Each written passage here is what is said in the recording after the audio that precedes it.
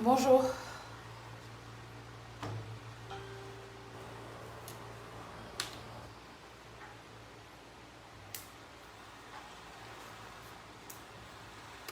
Anta Aw, je suis la première.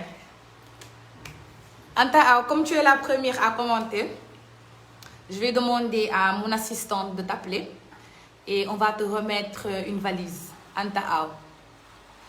Am nga valise ci Nabou Dash. Anta Aw. Comme yaa njëkk a commenté, donc Tata Nabou may na la valise. Dangaa tombé rek, machallah. Donc Anta Aw, tu viens de gagner une valise. Donc li ngay def mooy tout de suite da ngay woote ci numéro boutique bi. Nga ni leen Tata Nabou moo may valise man la Anta Aw su ko defee ñu toppatoo la valise bi léegi mën nga ko récupérer demain mën nga ko récupérer demain donc le temps ñu ranger la ko wala su la neexee mën nga ñëw léegi boutique bi ñu génne la article yi defaral la ko ci ay sachet comme ça nga dem bu la neexee nga xaar valise bi demain. Donc Anta Aw tu as le choix soit nga ñëw récupérer bagage yi dans la boutique soit nga xaar ba demain samedi ñu defaral la ko une mise en valise. Voilà, Anta Aw, félicitations. Donc elle a été la première à commenter, donc je lui ai offert une valise parce que vous savez ma page c'est une page très féministe, donc je suis 100% woman. Voilà, même si des fois ma vision des choses diffère de la vision de tout le monde, mais quand même moi je suis quelqu'un d'assez honnête. Et je suis... Est-ce que doomu fayal manche loolu s'il te plaît, ça fait du bruit. On allume la clim, c'est mieux. Voilà, donc je suis quelqu'un d'assez honnête et dëkk bi ñu dëkk nii c'est très dur d'être honnête parce que ça te coûte beaucoup de choses et que les gens malheureusement ne comprennent pas comment dire, la personne véridique. ñoom dañuy bëgg koo xam ne daf leen di nax di leen miroiter des choses di leen gëmloo loo xam ne amul di leen jay. Man dama nekk koo xam ne dama simple te lépp loo xam ne maa ngi koy wax dama koy wax d'une manière très spontanée et d'une manière très indépendante. Man noonu laa mel et ñi mu dëkkal sama papa sama yaay samay frères samay sœurs xam nañ ni man nii laa mel. Du ma tricher su ma mënta ànd ak yow du ma ànd ak yow su ma bëgguta ànd ak yow du ma ànd ak yow mais du ma ànd ak yow di la fakkatal di ànd ak yow di la waxal lu ñaaw man je suis pas comme ça.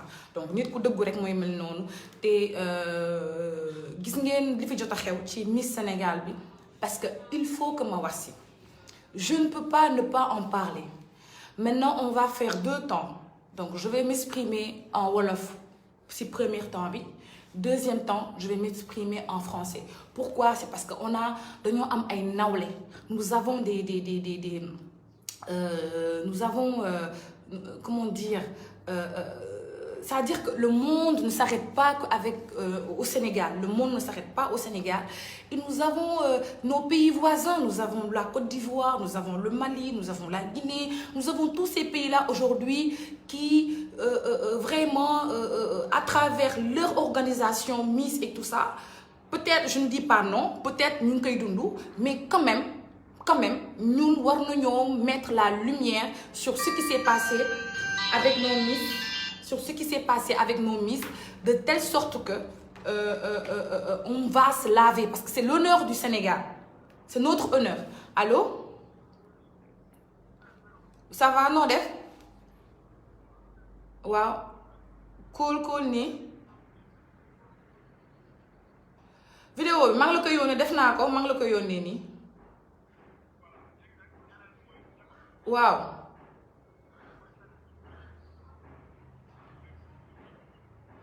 Dix-huit heures.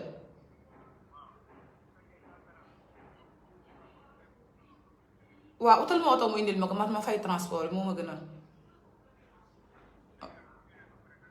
Dinaa ko joxaale lépp bëgg nga xaalis toog. Voilà, donc là c'est sama conteneur bi moo agsi. Donc nouvelle collection, depuis hier on est en train de décharger. Li ma sol ni c'est la nouvelle collection, après je vais me lever, on va voir.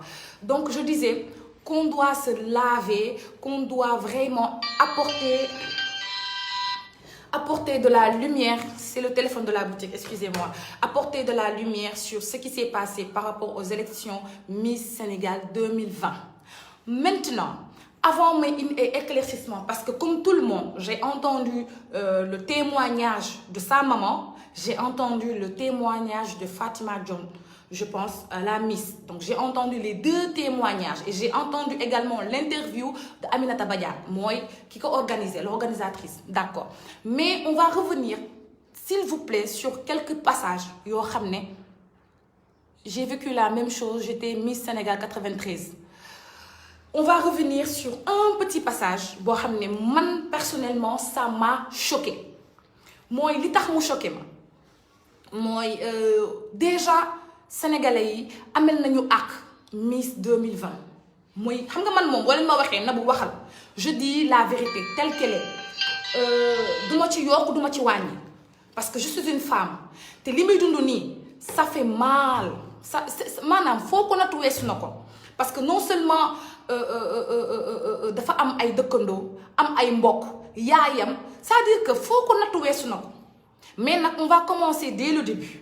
Ni doon xas Miss Fatima parce qu'elle est moche dafa dégg c'est-à-dire que on a tous été là les Sénégalais eux-mêmes se sont acharnés sur l'image de la Miss taxaw di naan dafa ñaaw elle est moche elle ressemble à truc moquerie c'est-à-dire que dem ba caricaturer ko jël image am takkale ko ak ay image yoo xam ne ay image mala la pour rien que naqaral ko non mais ça veut dire que faut leen nattu mauvaise foi au Sénégalais weesu na ko elle a pleuré elle-même elle a pleuré en se disant que man j'ai été Miss donc lan mooy nekk na Miss maintenant si tu penses qu'elle est très moche pour ne pas être Miss mais ça c'est ton avis garde-le mais de là à l'exposer à apporter une méchanceté gratuite sur son image ça c'est une erreur de tous les Sénégalais donc déjà nañ excuser aussi Miss bi parce que tooñ nañ ko loolu mooy benn li ñu war ñun loolu mooy suñu défaut ñun ñii dañuy critiquer topp nit ki ba mu sës après taxaw bëgg ko jàppale ça sert à rien du tout ça sert absolument à rien donc les choses on les prend pièce par pièce ça c'est d'un côté l'autre côté la soi-disant Badiane là Amina Badiane elle a dit sur un de ses interviews que nee na ku ñu violé yow la neex elle est majeure et vaccinée ku ñu violé yow la neex d'accord donc c'est parce que tu es majeure et vaccinée que quand on te viole ou quand tu subis un viol yow la neex depuis quand un viol est égal en consentement viol n'est pas égal à consentement un viol c'est quelque chose boo xam ne tu n'as pas consenti à le faire viol moo loo xam ne yow nanguwoo ko nit ki dafa la forcer yëg sa kaw tëdd sa kaw violer la utiliser son pouvoir wala sa force wala sa notoriété egg sa kaw à ses fins loolu mooy viol amul consentement nekkul ni que jëkkër ak jabar lañ comme man ak monsieur Fall non nekkul ni que sa copain la dafa la forcer jël sa dignité c'est ça donc moi quand je vois une femme de son âge ku ko xool xam ni 40 ans jëm kaw am na ko màgget la taxaw xale bu ndaw même pas 22 ans nga taxaw ne ko tu es majeur et vacciné kon ku ñu violé yow la neex moi cette femme là j'ai envie que la loi sénégalaise si notre pays a une loi si on a des gens sensés si politiciens yi taluñu campagne fu ne ñu dugg fa du yuuxu ngir yàlla mën ngeen stand by seen campagne yi tuuti ngeen jël na madame Aminata Badiane ñu yóbbul ma ko 100 mètres camp pénal prison de la femme benn 6 mois balaa sax ñu koy juger parce que ce qu'elle a fait non seulement mën nañ ko topp si yii prostitution def na ko placement de mineur def na ko c'est-à-dire que loo xalaat macro placement de mineur prostitution trafic lu ne ndax c'est grave parce que quand on entend l'interview de Aminata Badiane de Fatima de la Miss nee na organisatrice bi da leen a yóbboon hôtel pour ñu dem rencontrer ay naar ana organisation Miss Sénégal ak hôtel lu mu jotee hôtel d'accord naa tu les loges à l'hôtel parce qu'elle doit faire une présentation quelque part mais qu'est-ce qu'une Miss va faire à l'hôtel accompagnée de 3 Libanais xawma de 3 Naar qu'est-ce qu'une Miss fait à l'hôtel au-delà de 1h du matin en compagnie des soi-disant millionnaires libanais ou je sais pas marocains qu'est-ce qu'une Miss fait au-delà de 1h dans un hôtel avec des inconnus ma question Il y avait apparemment la Miss 2019 mooy Diatta et il y avait la Miss 2020 ñetti Miss la ñoon ak ñetti xale yu góor ci biir néeg lu ñu fay def am na Miss ak hôtel am na Miss ak tëddante c'est-à-dire que macro bi nekk ci dëkk bi promotion Canada bi ngeen def loo xale yi on est au courant de tout. C'est pour ça que je vous dis que il faut pas juger quelqu'un. Moi quand je prends la parole c'est parce que j'ai une connaissance de cause xam naa exactement dëkk bi lu ñuy dund.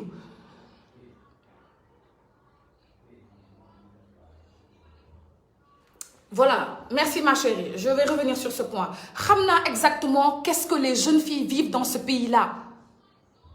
C'est extraordinaire. En tant qu'organisatrice d'un événement aussi, comment dire, aussi important que les Miss, parce que quand même c'est la Miss du Sénégal, donc c'est la Miss de notre pays, mais quand même ça reflète l'incapacité et l'inhumanité des femmes sénégalaises. Mais comment tu vas prendre une jeune fille qui vient de Fatick nga xam ne leer na nga xamul temps nu muy demee nga ne ko kaay ñu dem hôtel ak ñetti naar léegi il faut discuter avec eux il faut nga accompagner leen da ngay accompagner léegi milliardaires yi dañ ko nax Fatima dañ ko nax. Et quand je vous ai dit, quand j'ai fait en parenthèse mon interview avec Leral, quand j'ai fait l'interview avec Leral et j'ai dit que j'ai voyagé très tôt dans les pays européens ma amoon benn copine bu doon liggéey ci restaurant waa ji gis ma ne ma yow présentable nga mën nga liggéey serveuse ma ñëw ñu ne ma da ngay accompagner ay milliardaires ñaari jours laa fa liggéey daw waxoon naa ko fii les gens m'ont dit escorte girl nga woon kon Fatima escorte girl moom mi accompagner naar ya ca hôtel ba fële na la escorte girl non mais dañ ko nax niñ ma naxee woon noonu lañ naxee Fatima te ku ci déggul la may wax danañ la nax tamit parce que c'est comme ça et heureusement que man au moins peut-être France la ma dalee mais moom mii fii lañ mu dalee ça veut dire que dans notre propre pays nous avons pas la sécurité nous sommes pas en sécurité ici man dañ ma nax ni ma kaay liggéey ak milliardaire accompagner ba ma ñëwee accompagner waxtaan ba 1h du matin ñuy bëgg a dawal loxo ma ne leen déet accompagner waxtaan échanger d'esprit d'accord mais ça non. Et quand j'ai fait l'interview, tout le monde a repris ça. Nabou Dash était escort girl, elle accompagnait les milliardaires. Quand Fatima, elle est quoi? Vous allez me dire qu'elle est escort girl? Non, elle ne l'est pas, mais dañ ko nax te ki ko nax Aminata Badiane la tudd te su si état deful dara ñun ñii daañu lijjanti Aminata Badiane danañ ko fekk fu mu ne ñoo ko gën a capable fekk ko fa mu ne jëlee ko si këram par force yóbbu ko si gendarmerie bi ko gën a jege ñu defeere ko 100 mètres parce que ce qu'elle a fait c'est vraiment anormal et c'est inhumain di macro ay xale yu ndaw pour lan pour tes propres femmes am leen kersa am leen fulla am leen fayda ñàkk ngeen jom Aminata Badiane soo bëggee macro mais jëlal sa yaram xoolal ni nga rasé regardez là Aminata Badiane là mais vends-toi quand même pourquoi tu fais vendre tu veux prostituer les filles on sait tout quand je vous dis que on sait tout mais on ne parle pas et c'est fâcheux. J'en ai vraiment marre des jeunes filles yoo xam ne dañoo am seeni rêve am seeni ambition Fatima je la connais pas mais tout ce qu'elle voulait c'est continuer ses études c'est avoir une bourse c'est pouvoir aller à l'étranger jàng la bëggoon elle n'a pas demandé ça elle a participé à Miss Sénégal 2020 juste parce que c'était sa passion elle aimait la mode et elle aimait ça c'est tout yàlla def peut-être mu gagné mais li si am jaru ko te boo leen di nekk te ay miss da ngeen di sóor ni que des fois di nga bëgg dara mais ni nga koy amee du la ko jaral te je vous l'ai dit et je vous le redis jigéen moo gën a mën a néewal jigéen Sénégal ça c'est extraordinaire jigéen rek ngay gis muy saaga jigéen wala mu koy torturer même bu doon miss bi violé wuñu ko même si on l'avait pas violé Amine Fatima Dioum mais tu aurais dû dire que je ne sais pas si on l'a violé ou pas mais en tout cas que la loi fasse son travail que nous Sénégalais nous avons le droit d'être au courant si oui elle a été violée ou si non elle ne l'a pas été tellement simple mais ku ñu violé yow la neex tu es majeur et vacciné te nga yóbbu ko ca hôtel ba yow yaa ko fi yóbbu xoolal yaa organisé miss bi yaa leen yóbbu hôtel yaa leen présenté naar yi yaa leen forcé ñu tëddante ndax man am naa ay information yu kenn amul yow yaa leen forcé ñu tëddante ak ñoom Aminata Badiane donc man ce que je demande c'est que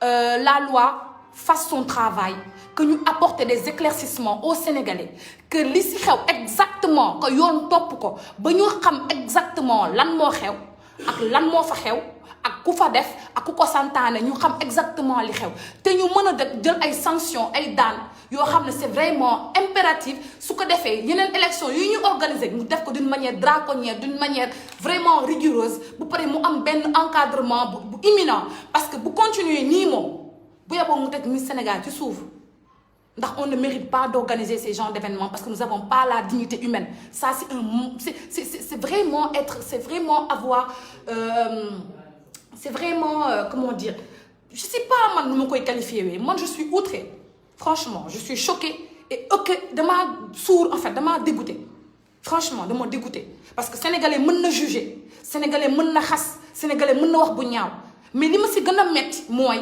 tey ñi doon wax lu ñaaw Aminata Diom yépp ñooy taxaw bëgg ko jàppale te fi ngeen nekk xas ko lu nekk ngeen ko wax te xamoo la ni mu doon dund imaginez-vous peut-être boo Aminata xaru woon mu xaru pour quelqu'un qui a subi non seulement une insulte publique tout le monde l'a insulté teg ci ñu violé ko su doon ko amul famille dëgg ko amul base su xaru woon lu ñuy wax que dafa dépressionné que elle est dépressive dañ ko liggéey cat baaxul il faut qu'on revoie nos comportements et la façon dont nous sommes en train de vivre yaa am na yoo xam ne jaru ko c'est pas parce que tu veux être meilleur que Nabou que tu dois insulter Nabou à longueur de journée c'est pas parce que tu veux être meilleur que Fatima que tu dois l'insulter le traiter de moche de tout c'est pas comme ça mën nga am man mën naa am te mën nañoo bañ a yàkkalante parce que amul sens maintenant nag li ma bëgg mooy pétition bi ñu def doyul pétition bi doyul il faut que ñun ñëpp ñu booloo porter plainte Aminata kooku moom il faut que ñu def une plainte massive parce que on va pas laisser passer comme ça moi si Fatima était ma sœur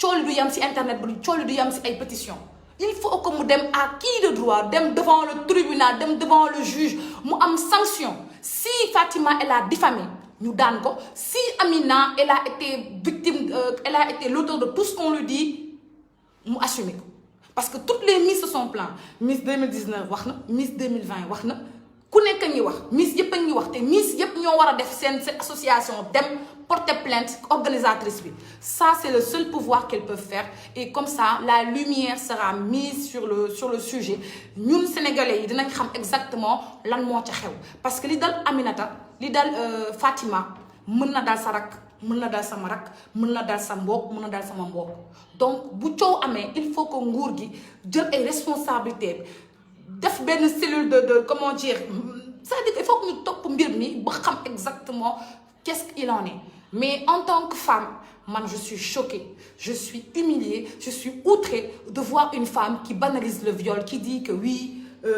ku ñu violé yow la neex en tant que femme man moom dama choquée ku ñu violé yow la neex voilà ku ñu violé yow la neex parce que tu es majeur et vacciné moom waroon na ruus sax génne kàddu yow ci gémmiñam en plus elle est dans le défante elle fait du défante à ton âge une petite fille comme ça ngay défante ak moom naan elle est impolie au téléphone franchement man je suis dépassée et je suis choquée j'ai honte encore une fois j'ai honte c'est écœurant waaw vraiment ana organisation Miss ak hôtel ak ay naar lan la naar di wut ci hôtel à partir de plus de minuit ak des jeunes filles qu'est-ce que des hommes matures font à l'hôtel avec des jeunes filles qu'est-ce que ça a un rapport viens à l'hôtel d'accord mais pourquoi vous utilisez votre influence pour induire les gens dans la bêtise ensuite vous voulez menacer pour ñu bañ a wax moi je suis choquée moo tax man affaire de organisation sénégalais yi moom doy na sa ku ci am sa doom teel sa kër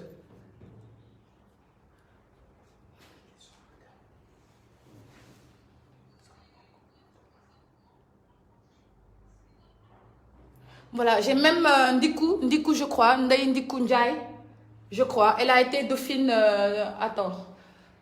elle s'appelle Ndiku Ndiaye je suis la deuxième dauphine de la région de Louga. Voilà, Ndiku Ndiaye également, apparemment, elle est la deuxième dauphine de la région de Louga. Donc, vous inquiétez pas, les chéris. Man, je sais qu'il y a un trafic qui se passe dedans. Miss Sénégal, affaire de macro, affaire de lobby.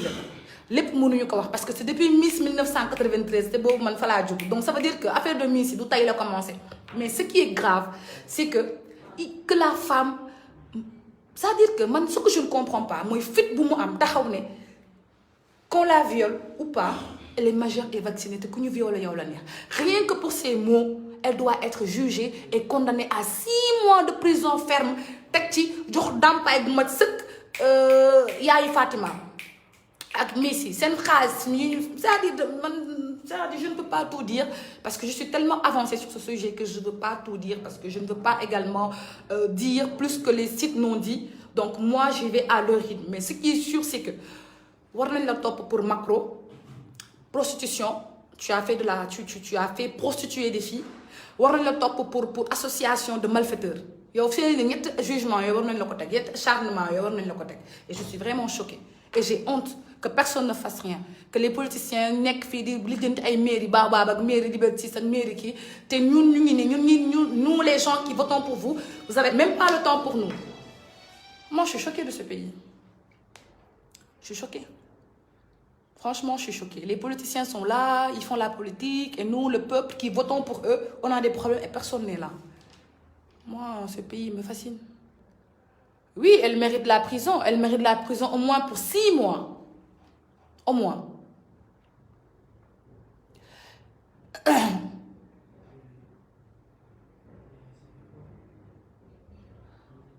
Non, mais xam nga élection Miss Sénégal mënuñu ko bàyyi parce que c'est comment on appelle, c'est une ouverture mondiale. Donc dans tous les pays il y a une Miss, il y a une Miss Mali, Miss Guinée, Miss Côte d'Ivoire, Miss France, Miss États-Unis. Dans tous les pays c'est une compétition internationale. Donc on ne peut pas l'arrêter. Mais ce qu'on doit faire c'est l'encadrer. Déjà dañuy suspendre élection yi 2 années yi à venir. On suspend les élections.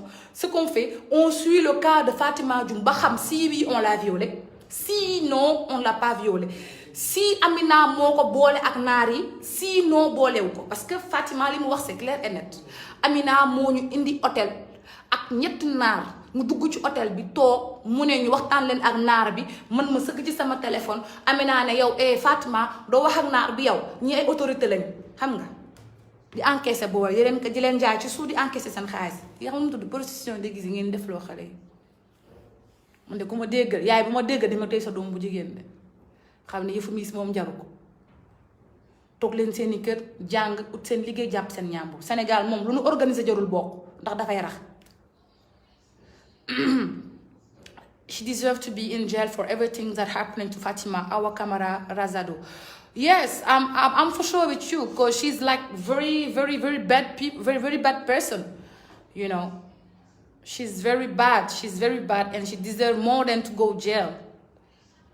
She's very bad. And that's so sad. That's the country we are living. People are very fake. People are fake. And they're just looking like perfect people, smiling, but they are very fake. 100% fake. I hate this.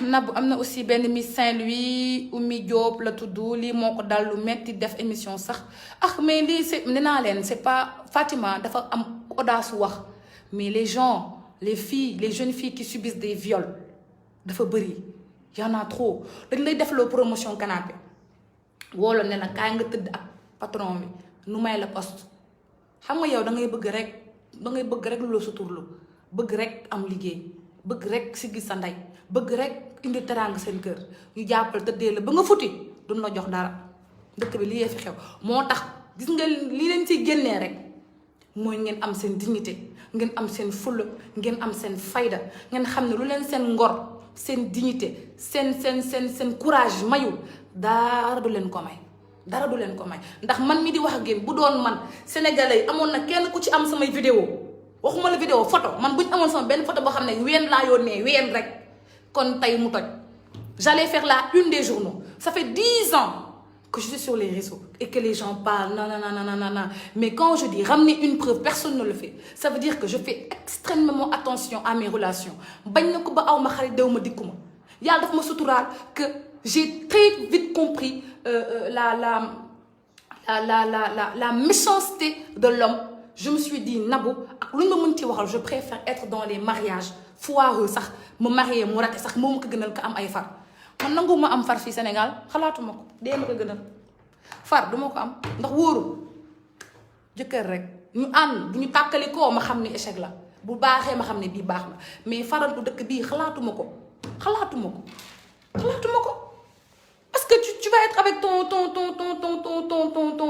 copain nga yaakaar ni que voilà c'est entre vous or que c'est pas entre vous c'est entre toi et tout le peuple un jour nga nekk fi kilifa ñu lay chantage naa la yaa ngi fàtt ba ngay génn ak man yaa ngi fàtt ba ngay génn ak man yor naa say vidéo yor naa say photo da nga ñëw tey si kër gi wala ma wuli pande la dëkk bi aw ma fi far kenn xamuma sama far sama jëkkër lan xam aw ma far je n'ai pas de copain non I don't like am leen fulla am leen fayda copine bu leen woo sista kaay liggéey salon de massage moytu leen ko salon de pédicure moytu leen ko salon de body moytu leen ko restaurant moytu leen ko boîte de nuit moytu leen ko moytu leen tous les lieux publics yoo xam ne y a l'excitation il y a l'alcool et il y a la drogue dedans parce que on peut vous droguer qui nous dit qu'on l'a pas drogué qui nous dit que Aminata drogué wuñ ko sax moom sax xamu ko violé peut-être sax loolu la elle-même elle ne sait pas qui l'a violé moi au moins là où moi ça me fait mal c'est parce que franchement su ma demee bañ may violer j'aimerais voir la personne qui me l'a fait en face mais nga dem ñu violer te xamoo ku la violer ça c'est horrible c'est un sentiment que je ne souhaite à aucune femme c'est yo franchement courage Aminata Fatima vraiment courage et Aminata Badiane yow moom nan la toog ba nga sës ndax tu n'es pas bien pour la société tu es nocif tu es mauvaise tu es manipulatrice tu es macro tu fais la prostitution déguisée ku bon nga yow yaa ko bon nag yow leen war a génne société bi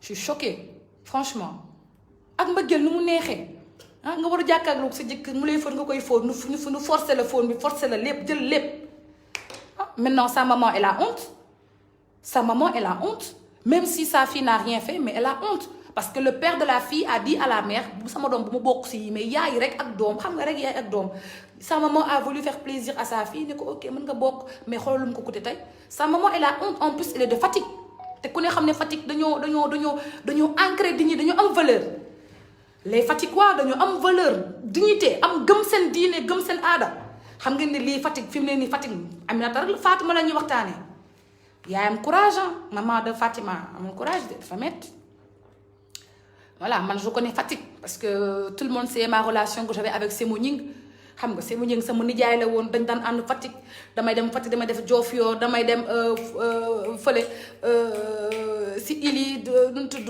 ñoom kii Fimela j'étais tout le temps à Fimela tout le temps à Fatick tous les week-ends je suis à Fimela ou à Fatick tous les week-ends donc xam naa Fatick waaye nu ñu mel xam naa séeréer nu mu mel ak deretam xam naa séeréer nu mu mel ci dignité ci bëgg a xeex donc li dal Fatima dafa metti moom metti waa Fatick metti képp kuy séeréer parce que moom jugul woon pour bon dafa jug pour nekk miss ñu nax ko yóbbu ko ca hôtel ak ay naar lii la xale bi def lii la Aminata def dama choqué dëkk bii bu ci yeboo téy sa tànk téy say doom téy say téléphone bul vocal bu WhatsApp yow dëkk bii moom boo nee nii am jàmm téy sa tànk téy sa bopp boo ko deful toujours dans les problèmes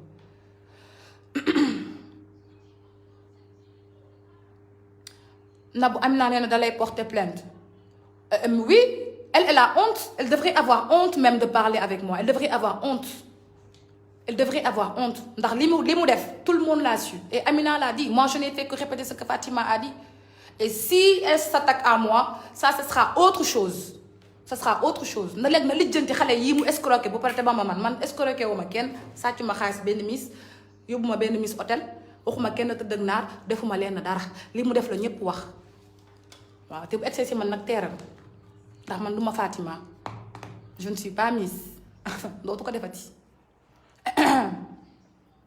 yal na la yàlla fay sa xol Nabou et tout ça voilà merci ma chérie franchement moi je suis horrifiée et c'est choquant vraiment c'est choquant ce pays là tous les jours il y a un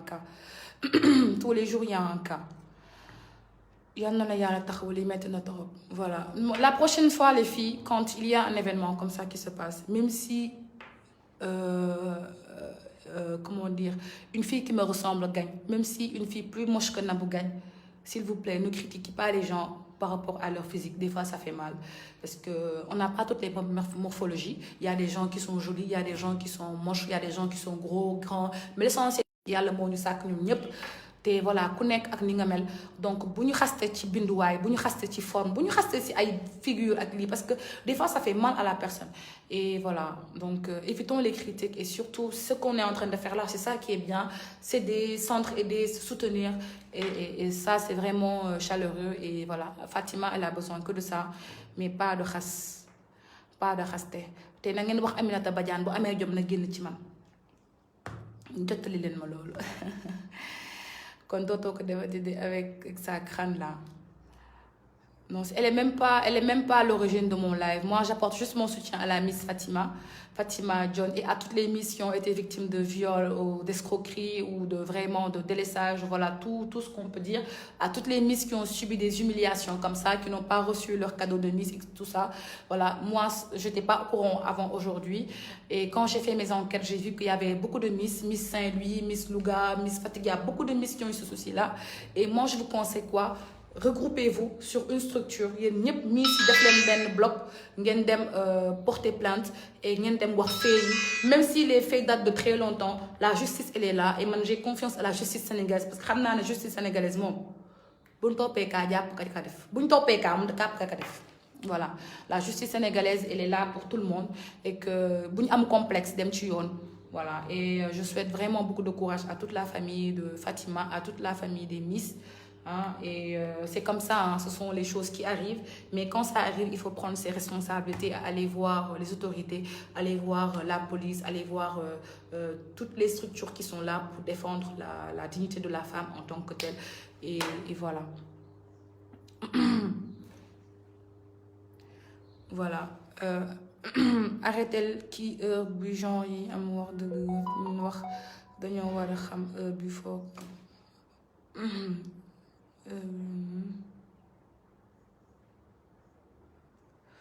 voilà donc c'était vraiment l'apport que je voulais apporter et je vous souhaite vraiment de continuer on va continuer la pétition et voir qu'est-ce qu'on peut apporter d'autre à la Miss voilà et malheureusement cette période bii nii elle a besoin que de support et que de confort et que ñun ñëpp ñu nekk ci ginnaawam et vraiment qu'on la soutienne à 100% parce qu'elle n'a pas besoin de critique elle n'a pas besoin de l'offre doon def elle a besoin de on comprend il y a pas de problème mais on est là pour ça parce que li xew na li am na bu pare on peut pas revenir on peut pas changer le passé mais on peut l'aider à oublier ça parce que ça peut lui causer un stress surtout la dignité de quelqu'un et on parle de viol donc ça veut dire que am na lu cher ci boppam lu génn peut-être sa virginité ou peut-être c'est juste sa dignité donc en tant que femme c'est vraiment ça fait vraiment mal de voir sa dignité étalée au grand public ñëpp di ci wax et tout ça et voilà moi je lui souhaite vraiment beaucoup de courage te bu mu ko affecté nag na xam ne que lii luy jàll la c'est des choses qui arrivent donc dans la vie il y a des hauts et il y a des bas et c'est comme ça donc je souhaite vraiment beaucoup de courage à tout le monde et à toutes les femmes d'ailleurs qui vivent des choses comme ça parce qu'il n'y a pas que les Miss qui vivent ça nous en tant que femmes on subit tout dañuy dund lépp c'est parce que ñun ñoo neex a nax rek ñun ñoo yomb nax rek parce que ñun dañoo nekk ñu xeet ay nit ñoo xam ne jigéen ñi on n'est pas ñun on n'est pas souciante en fait dañuy bëgg def lu baax xam nga bëgg am une bonne attitude maintenant après il y a des gens qui sont mal intentionnés mais quoi que soit alpha dans la vie c'est des choses yoo xam ne su la dalee c'est pour te rendre plus forte c'est pour te rendre plus mature c'est pour te rendre plus courageuse c'est pas pour t'affaiblir c'est pas pour te rendre plus faible wala pour ngay xalaat naan di jooy non baax nga da nga juum ndog bu la dal la te incha allah yàlla dina ci teg loxoom ba képp ku ci am lenn loo ci def lenn loo ci wax lenn loo xam ne yow yaa am nga si loo si apporté de manière négative yàlla na la yàlla fay sa xol te yàlla na la yàlla atte ak ñi nga tooñ parce que tooñ moom du gàllaaj fekk xale bu ndaw laaju dara di jàng-jàngam di def bac nga nax ko dóor ko ci lobby présenté ko ay paanaar yóbbu ko hôtel guddi vraiment Aminata Badiane am nga noo mel yow ko am nga melokaan nga tu es dangereuse dama laa ragal.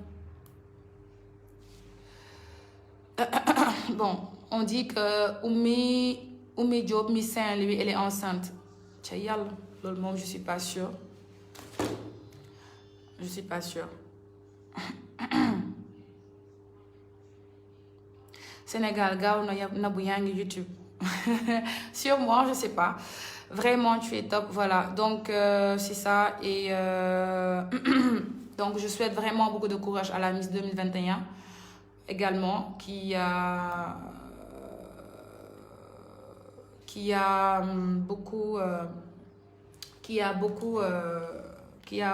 pas démérité également.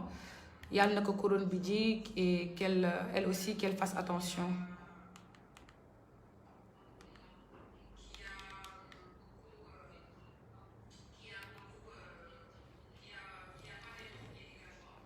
Si elle-même elle a affirmé, elle est enceinte de qui?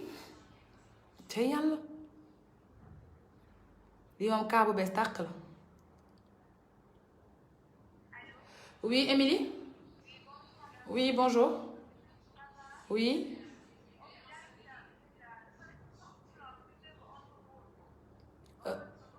Ah, ok, robe kii bi si arrivage bu bees bi.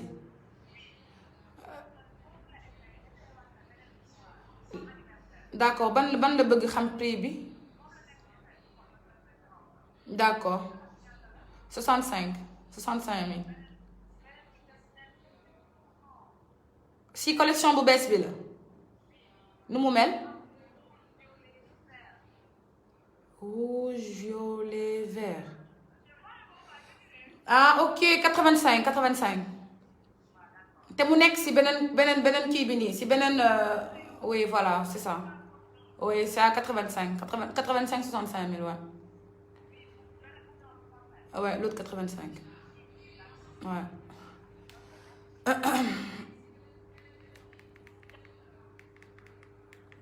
Donc, apparemment, il y a une Miss qui est enceinte. Elle est enceinte de qui? Aïe, Lily. Elle est enceinte de qui? Yéen man tey ma ubbi kii def coopération des femmes cas yi ñu ko njëkk a tëddee ci sama cabinet 6 mois de prison ferme pour doomeraam yooyu man damaa woon def avocat bébé il faut que ma def ay cours d'avocat cours de droit bébé il faut que ma def ay cours de droit il faut que je fasse des cours de droit je pense que je vais faire comme ma soeur Kim et aller faire des cours de droit hein, parce que il faut que may ngeen am avocat bu mel ni man ku nu violé nu tëj la loolu laaj sax noo ko defee parce que c'est horrible ce qui se passe dans ce pays là d'un certain ministre Amina Badiane Macron la tant que génnee wóolu ko ci dëkk bi mon pays a beaucoup changé. C'est normal parce que c'est comme ça, c'est le monde qui change, c'est les choses, c'est l'ouverture à l'international, c'est comme ça. C'est la mondialisation, de toute façon le Sénégal va aller sera plus développé, donc faut s'attendre à ces genres de choses-là. Parce qu'on s'ouvre au monde, donc on reçoit du monde également des choses positives comme des choses négatives. Hein. Quelqu'un qui reçoit, tu vas toujours recevoir positif et négatif. Et surtout un pays comme le Sénégal qui est en voie de développement. Donc je ne vous dis pas le jour où le Sénégal sera développé. Ça, c'est autre chose. Je suis tout à fait d'accord avec toi, ma chérie. C'est trop de justice soit faite. Amina Badiane est vulgaire dans ses propos et très arrogante. Bon, j'espère que la justice fera ce qu'il a à faire. Miss Saint-Louis a avoué. Voilà, toutes les Miss, en fait, le truc, c'est pas que les Miss ne doivent pas avouer chacune de son côté. Elles doivent toutes faire une espèce de coalition des Miss victimes de tel, et aller voir la justice, porter plainte. Parce que 4 plaintes contre une personne, obligatoirement, la justice va t'appeler et te dire si oui, tu es cause bi ou non. Mais rester sur les réseaux sociaux, parler, c'est bien, mais c'est mieux de passer à l'acte et de prendre ses responsabilités. Moi, tu ne me violes pas et je reste ici. Si tu me violes, je vais voir la police et je porte plainte. Et je vais dénoncer la personne qui a favorisé tout ça. Et on sait tous que c'est la fille, là. Franchement.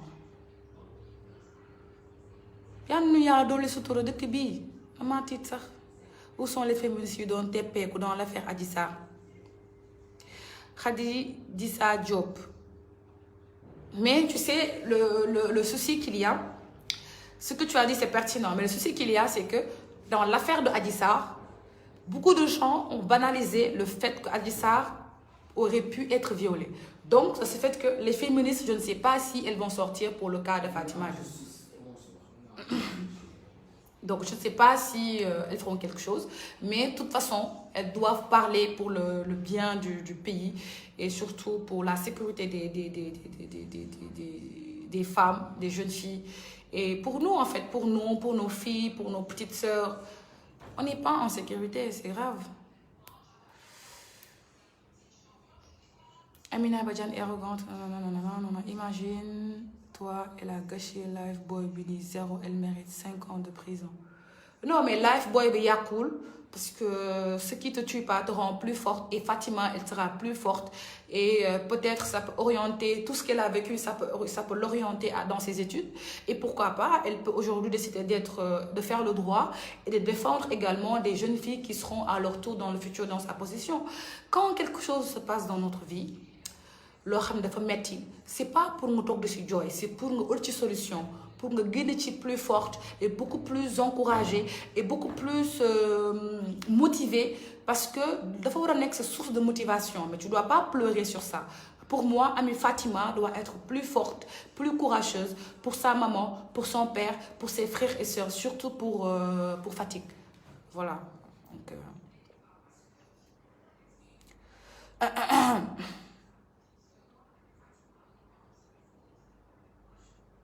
ce beignet weex na macha allah non mel de yow Néné Sow ça va, tu vas bien? Namu naa la, ça fait longtemps que je t'ai pas vu. En tout cas de tout cœur avec Fatima. Voilà, donc c'était ça. Et de toute façon, je dis à Fatima que mes portes sont ouvertes. Donc elle peut me contacter et on peut ensemble lui apporter notre soutien. Mon mari et moi. Bon, je viens de recevoir une information de taille. CFAO a quitté. Voilà. Donc, CFAO, le premier partenaire de Kouti Badian, a quitté. Voilà. Donc, vous avez vu, CFAO a quitté. CFAO a quitté. J'ai fait un lapsus. CFAO a quitté. Donc, CFAO était le premier partenaire de Miss Sénégal. Donc, ils ont fait leur bagage. CFAO a quitté. Donc, Miss Sénégal a monté le partenariat. C'est honteux. À ta place, j'aurais honte. CFAO a quitté. Les maintenant. C'est honte. Ça fait honte, c'est honteux. Ça salit l'image de notre pays. Ça salit l'image de notre intégrité, nos valeurs. Sénégal, amatul valeur. Amatul une valeur. C'est mon cas, on n'a plus de valeur.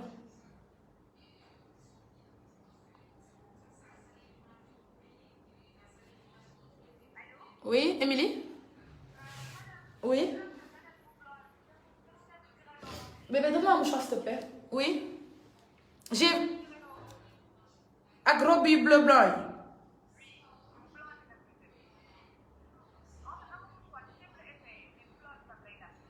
C'est au même prix que l'autre. Wow, c'est au même prix que... Non, que la blanche, oui. Oui. Ouais. Marigno? J'arrive. Oui? Ah, d'accord. CFAO a quitté, donc bon.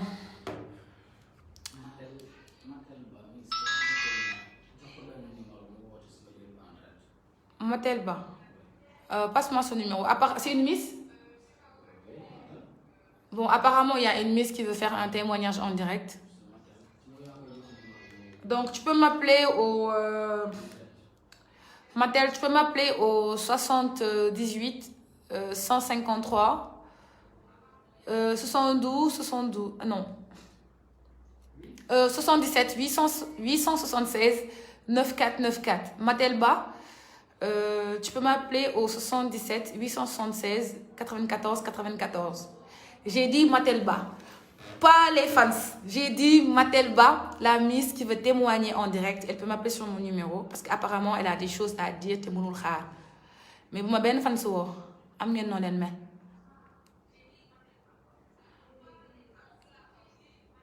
Bébé, donne-moi un mouchoir s'il te plaît. Vraiment, man, je suis choquée. Hein.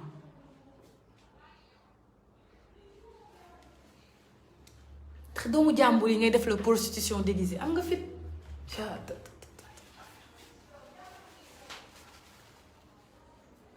Le procureur de la République doit s'autosaisir de cette affaire.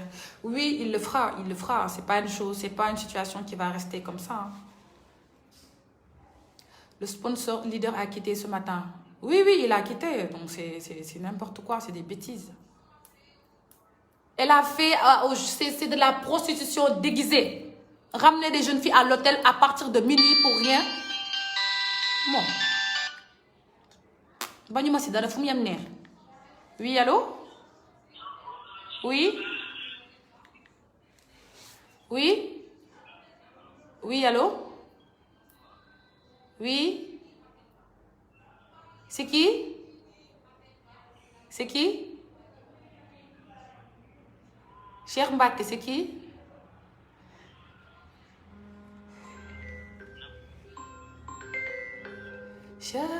Moi, j'ai dit, les fans ne m'appelaient pas. J'ai dit que la Miss ne m'appelle pas vous. Allô? Oui, allô? Allô?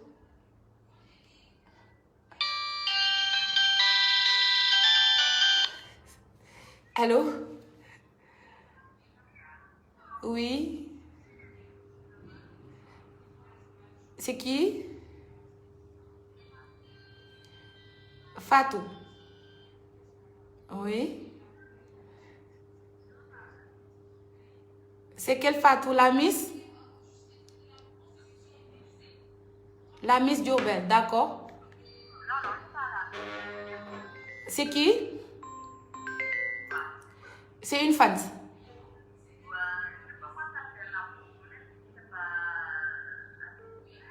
D'accord, je te donne le numéro de Nabou.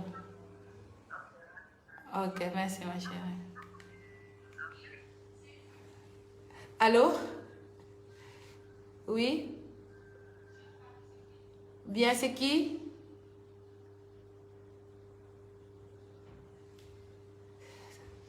C'est quel Mamadou Diawara? Oui, ça va? Non, assistante Nabou la. Oui. Ah, Nabou nga soxla? Ok, c'est pourquoi?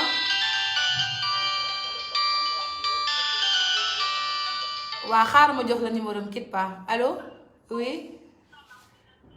Ay yow, je t'aime plus ma chérie. Bisous. Ok, bisous ma chérie.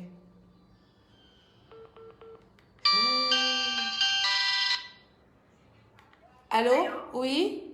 Oui, Émilie? D'accord. Oui, ma chérie.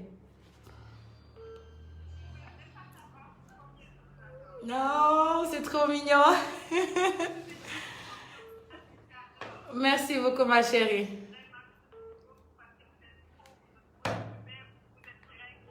Mais, merci beaucoup, ma chérie. Merci, ma chérie. Je suis très contente. La robe qu'elle nous a envoyée. Oui. Est-ce que ça fait anniversaire? Parce que je fais mon anniversaire. La robe blanche, elle fait anniversaire, oui, tout à fait. Celle que vous avez portée avec les longues manches? Oui, non, la première? Oui. Oui, la dernière robe, elle est très chic pour un anniversaire. Pardon? Elle est très chic pour un anniversaire, la dernière. Elle est plus anniversaire. Oui, ouais, elle fait plus classe, plus stylée, plus, voilà, plus anniversaire. D'accord, super ma chérie. Je vous adore aussi. Je fais un câlin à distance. Bisous. Inch'Allah, oui. Merci beaucoup ma chérie. Merci, oui. Merci à vous. Maintenant, man, on a dit la Miss ou on a dit tout le monde de m'appeler? Pourquoi vous êtes comme ça? Allô? Oui, oui, ça va, oui?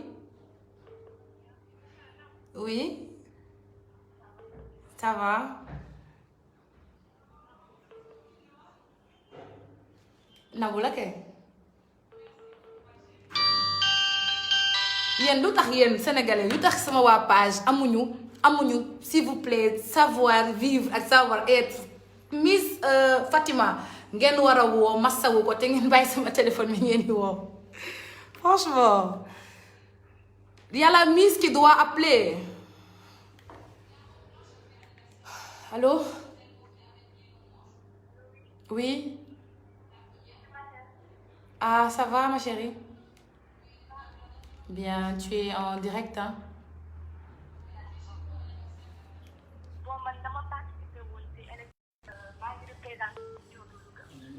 Miss bi la wax. Ah, on t'appelle sur une ligne plus forte parce que le téléphone bi moom les gens vont perturber mon téléphone. Laissez la Miss témoigner yéen tamit.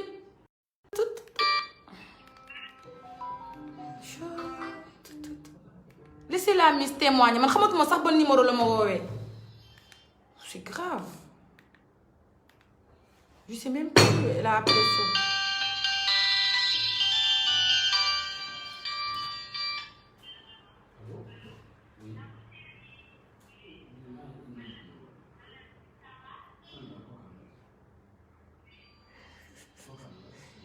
Laissez la Miss appeler s'il vous plaît, après on va s'appeler. La Miss doit témoigner yéen tamit.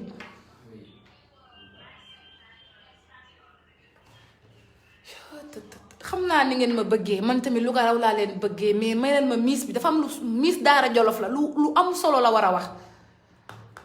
Yéen tamit laissez la Miss parler. Matel s'il te plaît est-ce que tu peux essayer de rappeler? Coco andil ma woon la dernier appel bi ma wuyul. C'est 406.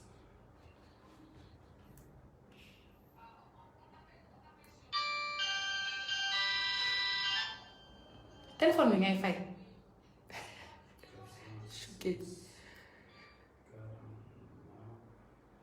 La Miss elle a des choses importantes à dire lu am importance la bëgg wax. Miss Daara Jolof la bàyyi leen ko mu wax. mere naa leen torop.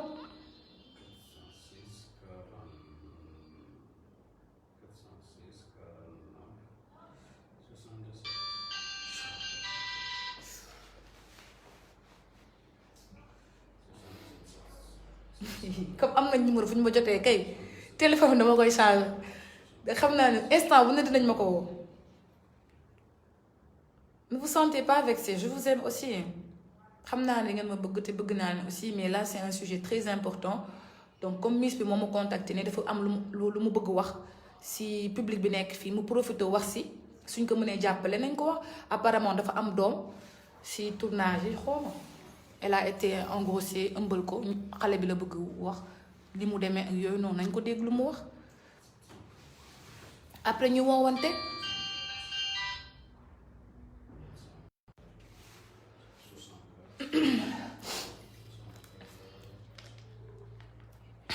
am ngeen melo ñii kay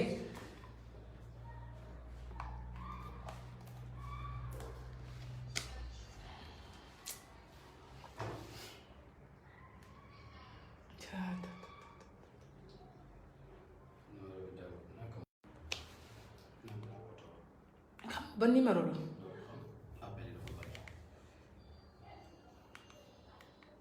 téléphone bi moo neexut a xam numéro. Attends, je vais essayer de... Franchement, c'est pas gentil, hein. Appel reçu. C'est 78.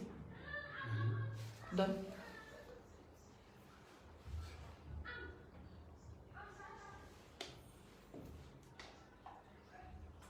Ambela. C'est le dernier appel que j'ai reçu de toute façon. Non. Qui moi là-haut?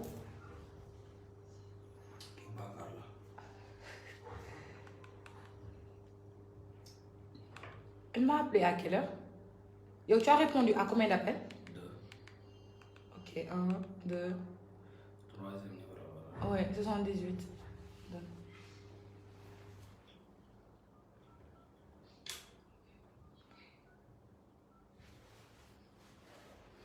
Bon, j'appelle l'ami, s'il vous plaît.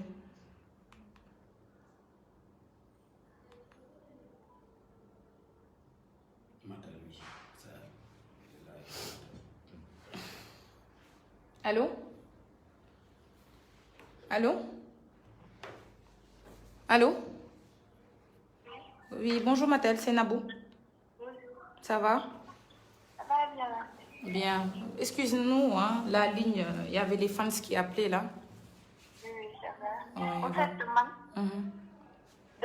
dama gisoon pub bi par Instagram ma postulé par mail. Léegi ñoom région bu nekk plus de 100 personnes moo postulé woon. 100 personnes yooyu 3 lañ ci jël région bu nekk man sama région 3 personnes lañ ci jël man ak yeneen ñaari fii. Coco. Bon man Daara Jolof laa bëggoon représenté mais comme que Daara du région. ci région de Louga la bokk. ñu boole ma ci région de Louga. ma représenté région de Louga léegi ma toog benn jour rek ñu woo ma ne ma jël nañ la bi ñu ma jëlee ma woo sama yaay wax ko après sama yaay mu ne ma mën naa dem mais que affaire yi kenn du ci demee nii daal genre dama ko waroon teel a préparé et tout. après si laa bi mais sama yaay ne leen kii nag xale la du ma ko bàyyi moom kese bu ñëw léegi ma nga bu jigéen daf koy gunge. léegi sànni nit yooyu noonu yëpp man nag maa fa amoon accompagnant man rek parce que sama yaay nanguwul woon man ma dem man kese parce que tout le temps dama doon ma teel xale la et que du ma ko bàyyi mu dem ñoom ñu woo sama yaay wax ma teel dafa rafet affaire yooyu noonu il faut que mu ñëw baax sama yaay ci guddi gi ba mu bàyyi ma. léegi le lendemain matin ma dem ànd sama mag bi ñu demee ñoom waxuñu woon ñun dañuy tourné. dañuy feeñ télé maanaam 2D. léegi bi ñu demee ñu yóbbu ñu benn salon bi ñu defar suñu bopp. et tout bi ñu dem nag joxuñu paas dañoo ne woon bu ñu ñëwee dinañ ñu delloo suñu paas. léegi nag bi ñu demee salon bi ñu defar ñu et tout ñu dem 2D bi ñu demee 2D ñu ne dañuy tourné. léegi ñun avant waxuñu woon dañuy tourné mais comme que ñëw naa ba foofu ma ne sama mag bi ma xamoon lii la genre du ma ñëw. mu ne ma déedéet demal rek. léegi ñu tourné ñu posé ñu ay questions ñu répondre ba ñu paree dañoo waroon dem Séni Jinja. ñoom ñu sponsorisé xam nga. wala ñu waroon fanaan et tout. léegi bi ñu paree ñu dem Séni Jinja fanaan fa. ñu fa fanaanee le lendemain ñu ñibbi ñu jox ni ku nekk 10 000 francs paas.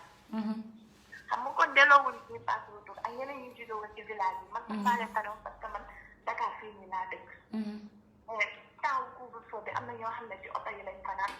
ak ci wuñu bon li ma bëgg a wax daal en gros mooy que amul benn organisation toppatoo léegi avec ça ñu ne. léegi par vote la ñuy tànnee. ak 50% jury 50% vote.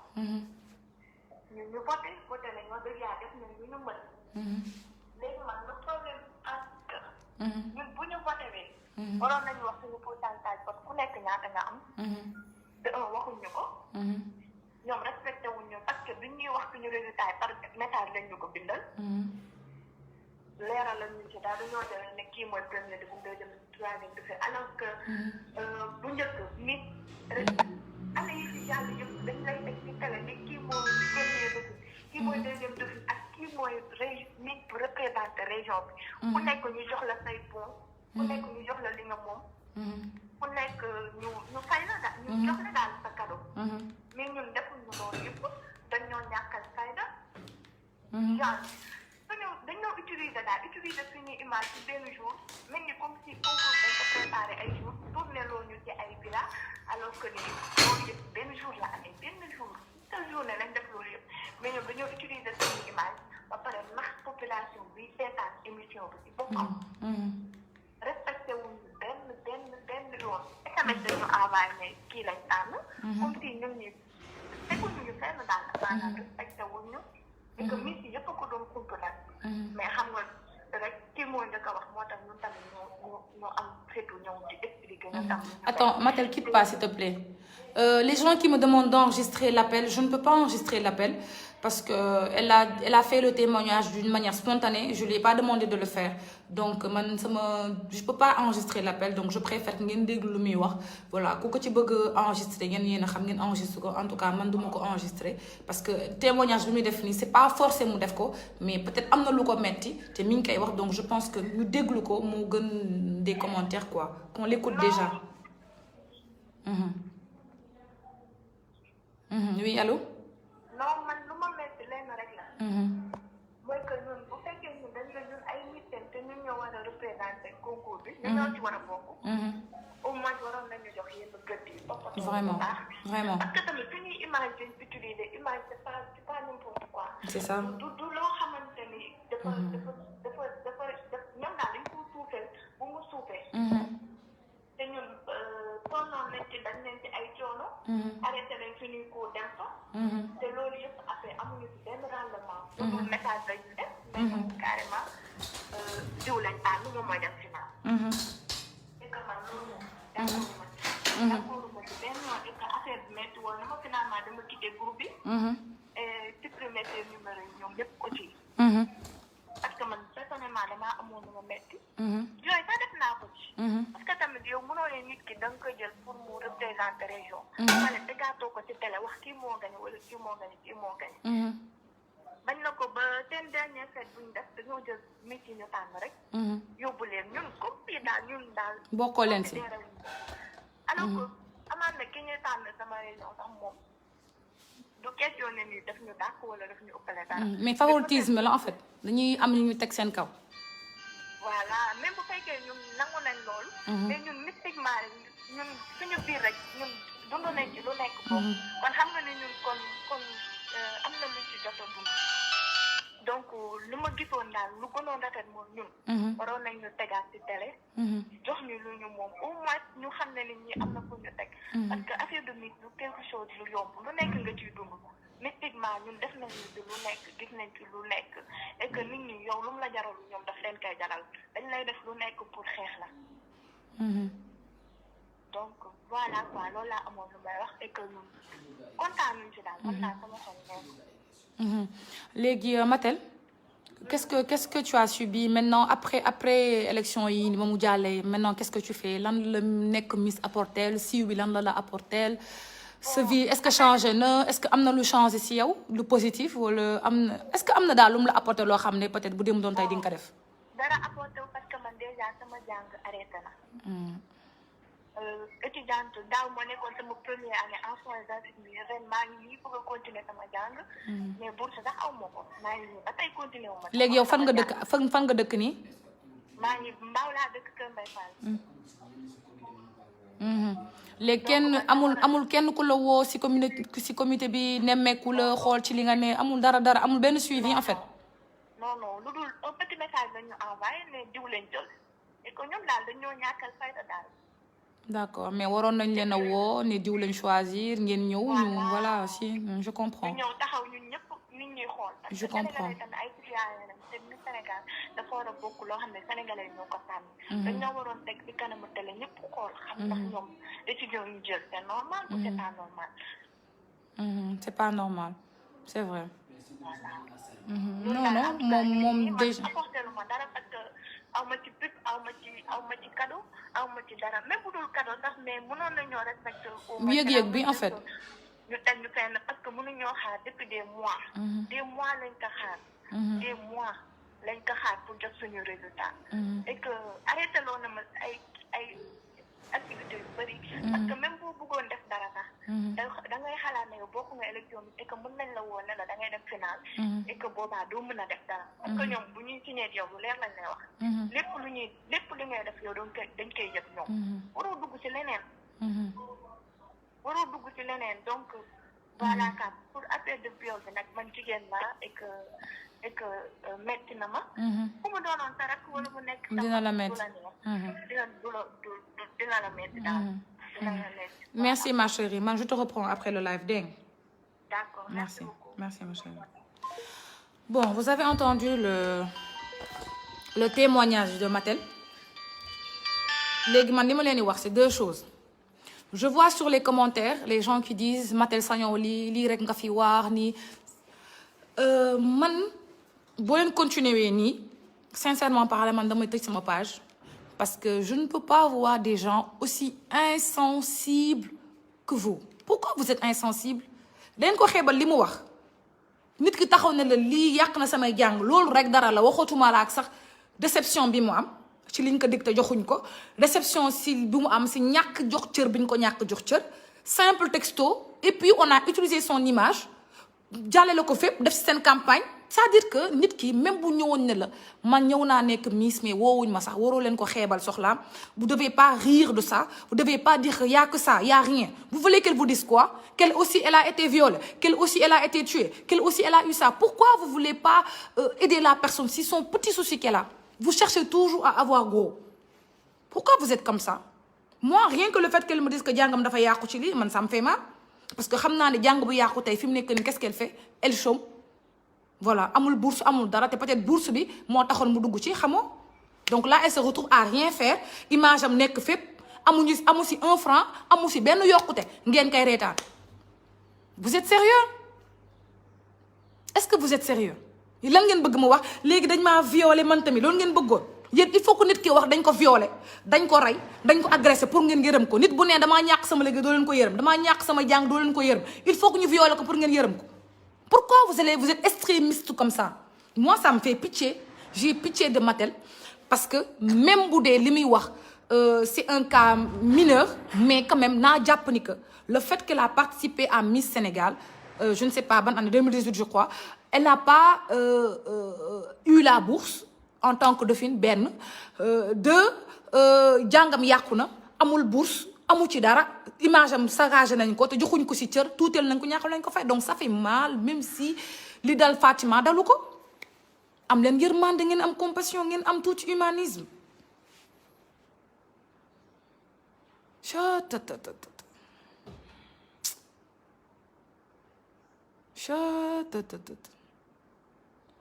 man daal vraiment man comprendre ma leen des fois dama leen di mere des fois duma xam yéen ban genre ngeen kii ay jàngam yàqu na même si elle n'a pas été violée rek ay jàngam dafa yàqu donc ça fait de la peine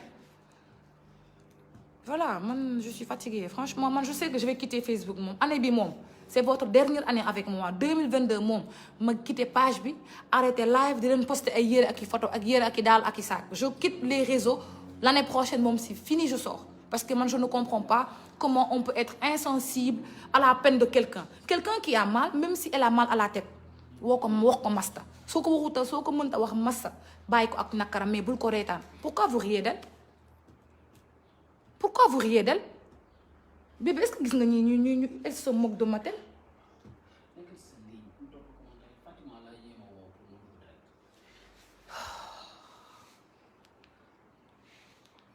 vraiment choquée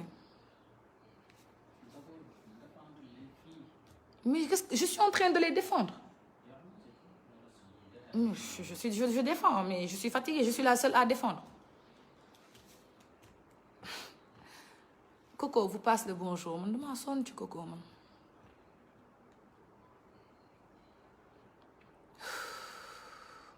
franchement j'ai mal hein man daal su ma nekk yéen si j'ai un conseil à vous donner conseil yu grande sœur si j'ai un conseil à vous donner conseil de grande sœur mooy ngeen liggéey ngeen bàyyi affaire de buzz affaire de siiw jaru ko siiw amul sens ça n'a pas de sens déjà doo am vie privée doo mën def dara donc moi je préfère les petites filles qui m'écoutent ngeen nekk dans l'ombre ngeen fonk seeni études allez faire vos études tranquillement am leen seeni bac allez faire vos études supérieures ngeen góorgóorlu quant à dinaa jàng dinaa am liggéey duma am liggéey loolu mbirum yàlla la l'essentiel mooy soo jaaree fi nga war a jaar ànd ak ngor ànd ak sa dignité di nga mën a am lépp boo bëggee nag kut ko kut nga am poste mu jaral dem tëdd ak directeur bi bu la ko joxul bul mere kenn téye leen seeni bopp ngeen am seen valeur ndax nit am na xaas na mu ko amee neexaw ko ku nekk di la ci xas amul sens dëkk bii loo for moom ko moo gën ko nga for yëfu jaam ndax ñëpp dañ lay xas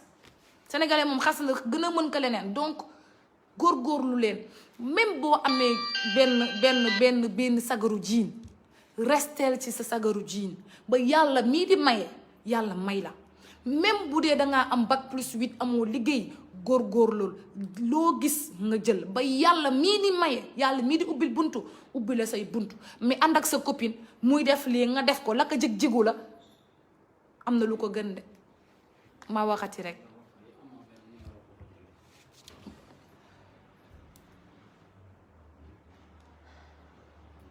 Oui, sa confection. Merci, merci Aram Bodjan. Au moins, yow, tu es quelqu'un de réfléchi et tu comprends Kabi.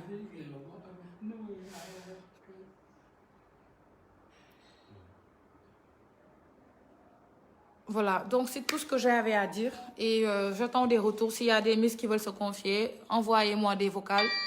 Des vocaux. Je vais... Allô? Oui? Ok, je t'envoie le numéro de Nabou. Ok, merci.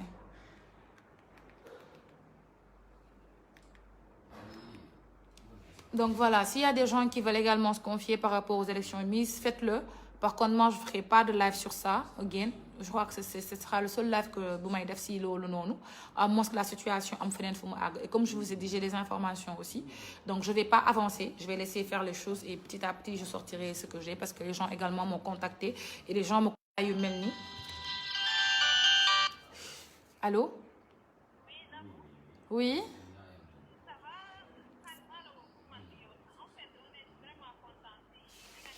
Merci beaucoup.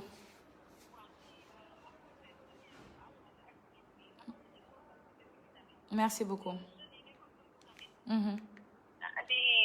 di ko surprise si partout nekk comme si musique bi rek comme film bi. Merci. li nga def nii. baax na trop di delloo si xel yi ak di indi ay soutien. Merci beaucoup. Merci ma chérie. Merci ma chérie. Merci.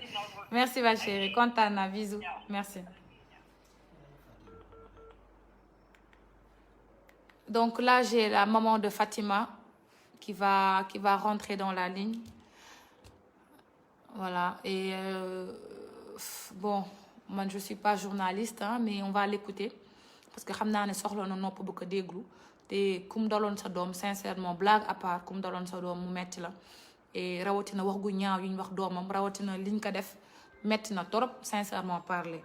te lii dina tax ñëpp ragal élection miss yi te yàlla xam na ni que c'est une compétition boo xam ne dëkk boo dem am na miisam donc ñun war nañoo ruus yi am suñu dëkk te kenn du ci taxaw neexul ci xol daal maanaam neexul ci xol voilà donc la maman de Fatima va appeler dañ ko déglu ensemble ñu jéem ko indil solution xool qu'est-ce qu'on peut lui apporter te xam naa ne nag lu ñu ko mën a apporter dignité doomam moom mënatuñu ko delloo mais on peut essayer de laver son honneur et essayer de remonter le moral xam nga li ma la wax mu xam ne que dëkk bi moo mel nii dafa bëri ay saay-saay yu jigéen bëri ay nit ñu soxor ñu méchant ñu gens ignobles yoo xam ne amuñu benn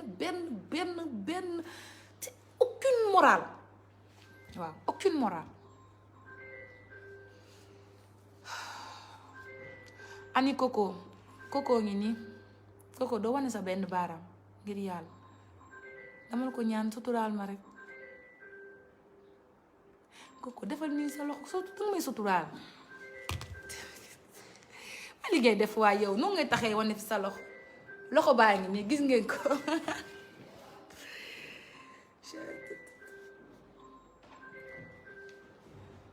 choquée hein moi je suis choquée.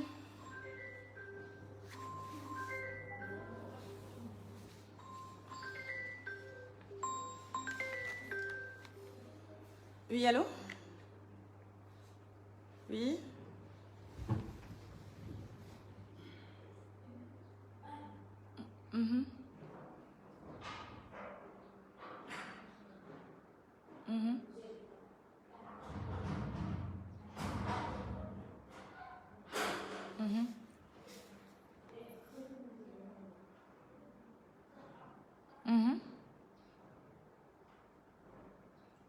Oui?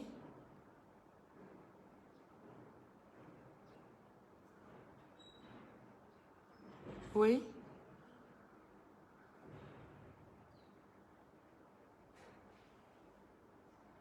waaw ma puce est-ce que du ma la def haut-parleur ñuy déglu la c'est important hein, ce que tu dis.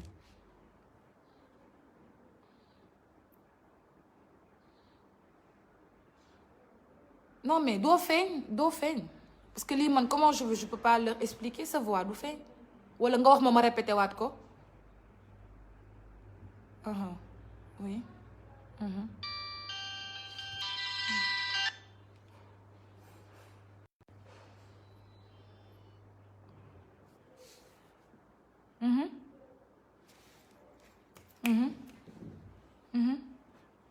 Je vous dis kooku c'est sûr que genre bu dul libanais nekk marocain je sais pas mais ni ñu wax ak ñoom mais les filles étaient très timides genre man je les ai regardées mais dañ doon sëgg. Après un moment je me suis dit mais attends pourquoi elles sont pas à l'aise pourquoi elles sont comme ça et tout. Donc elles sont bizarres quoi. man daal loolu laa lay ñaan te xam naa ni parce que man je sais pas les trucs de naar la xaw ma si dara. dama dégg ñu naan naar yi en général ay proxénètes lañ si miss yi et tout. Donc ñaan ñooñu je sais que ñoom ñooy nekk. elles sont en danger. Ouais, elles sont vraiment en danger parce que ni ma leen gisee elle était timide elle était vraiment. nekkuñu woon quoi nekkuñu woon dara. dara mooy mais pas la Miss Sénégal ku ko jël. Mais les deux dauphines.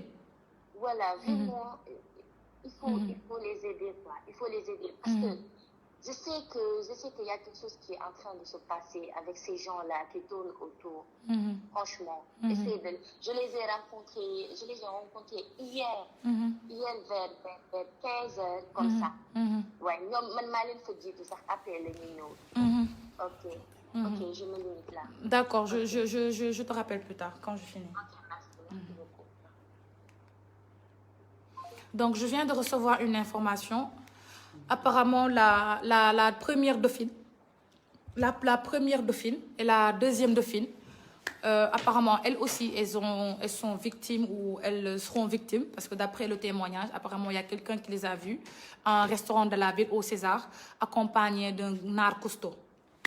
waaw léegi donc man moom comme elle a intervenu wax ma ko donc je vais en discuter avec mon mari on va essayer de faire quelque chose parce que nit ku jël téléphone am woo la ne la man gis naa première dauphine deuxième dauphine César te wóorul peut-être mën nañoo am problème duma xaar ñu am problème pour ma siy jug dinaa jug xool contacter leen xool ba xam amul dara lu leen metti amul dara lu xew amul dara si elles veulent se confier bien sûr à moi et si elles se confient à moi elles se seront confiées à une grande sœur à koo xam ne ragalul reculul dawul coow dawul dara te lépp lu si war dinañ ko def man ak sama borom kër ak ñi ñu àndal avec les gens avec qui nous sommes et aussi elles seront en sécurité même si elles veulent se cacher chez moi elles peuvent venir se cacher chez moi on va se cacher ensemble ici ba cas bi ba ñu régler ko ba ñu jàpp ñii di maye xale yi si restaurant yi di leen trafiquer loo di def. Je rappelle que je suis sénégalaise, je suis dans ce pays, je travaille dans ce pays, je ne dois rien à personne tiituma ragaluma dawuma làqatuwuma waaw te bu dee ay menaces rek mën nañ menacer ku ne man moom ku ma menacer moom dootoo ko defati man kenn du ma menacer man parce que man je suis pas une poltronne je n'ai pas peur de l'attaque donc quelqu'un qui me menace pour me dire Nabou recule ci affaire Miss yi ku ma ko wax dinaa la yekk lu mel ni xeme. Donc laissez-moi engager ce combat comme gudd wax comme kenn jëlul initiative moi je prends l'initiative je vais contacter les Miss si elles veulent bien de mon aide on va y aller ensemble si elles ne veulent pas de mon aide également je vais rester en retrait mais n'empêche je vais avertir les autorités à qui de droit su ko defee information bi ñëpp jot si voilà yow tamit nañ la jël leçon Miss 2020 yow ñëw sa man kay doy na ay waa ji fu ma jëma ñii oui bonjour oui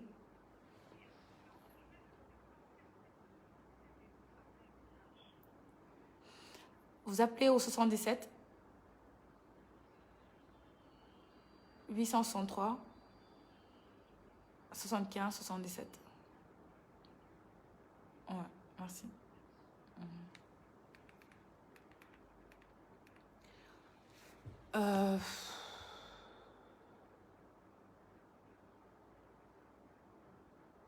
Oui, je pense que ça va prendre une autre tournure, hein, parce que les gens ne vont pas se laisser faire. Franchement, c'est prendre de belles filles pour après de les macro avec des nards ou des toubabs, c'est insensé.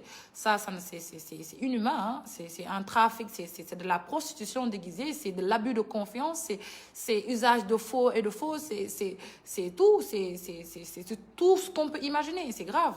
Voilà bokkut ak la personne miss bi ci boppam am copain moom wala man ma génn resto am ku ma doxaan tubaab bu ma doxaan naar bu ma doxaan ma am envie ànd ak moom loolu bokkul parce que loolu yow yaa consentir yow yaa ànd ak moom de ton propre gré bokkut ak ñu imposer la lii ne la soo ko deful doo am lii wala lii wala lii te nit am na yaa des filles yoo xam ne elles sont naïves man mii kenn du ma gis di ma nax ku ñëw naan ma kaay ma yóbbu la resto nga gis naar bi waxtaan ak moom yóbbu la maan ma woo sama jëkkër lii moo tax jigéen war a am jëkkër lii rek moo tax ñu war a am bu néegu sëy parce que soo amee jëkkër man ban góor moo may wane man na bu dama la bëgg doxaan ku may doxaan kan man ku ma doxaan ma boole sama jëkkër lii rek moo tax jigéen ak loo rafet ak loo am xaalis ak loo am position il te faut une bonne main il te faut une bonne assise mooy un mari quelqu'un qui sera là pour toi dans les bons moments dans les mauvais moments parce qu'une femme seule est toujours en danger rawatina Sénégal bi ñu ne nga xam ne amul droit de la femme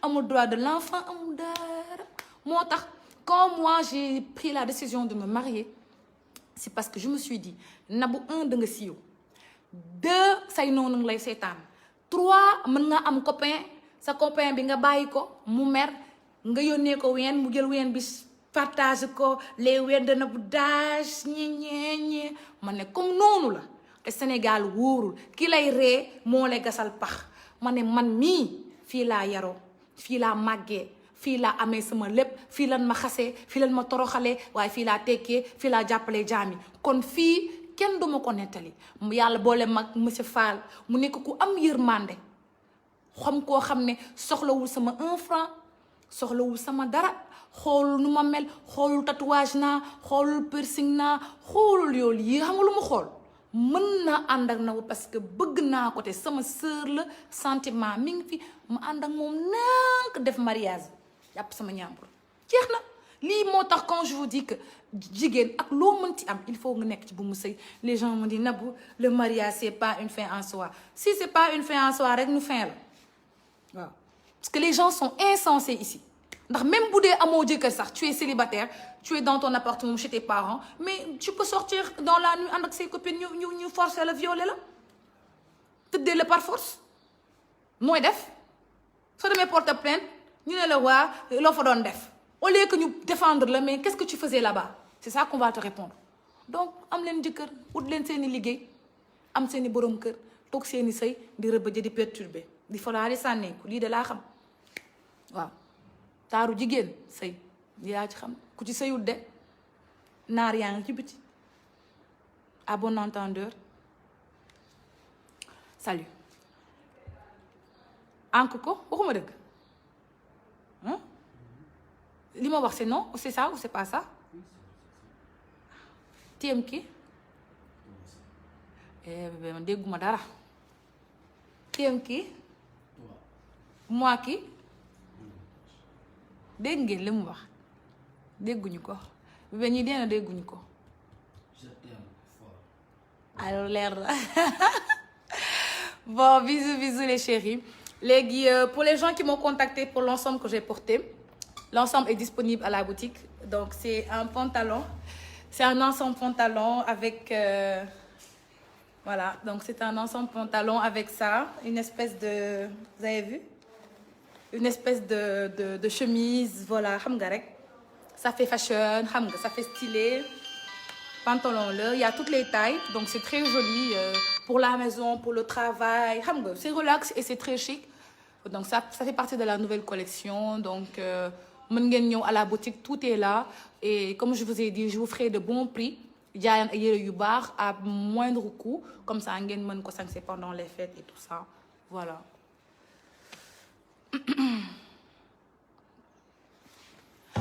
fu mu jaar rax si dara yow xaaleel ma sama jikko xaaleel ma wan leen yére bi mais bien attends je vais leur montrer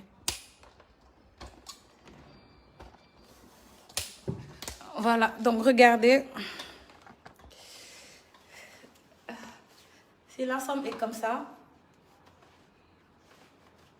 Voilà, vous avez vu? Donc, j'ai porté ça. Et c'est un ensemble qui se porte facilement avec tout. Il est où mon sac? Donc, j'ai porté ça hein, parce que comme j'ai la nouvelle collection à recevoir, j'augmente mes chaussures.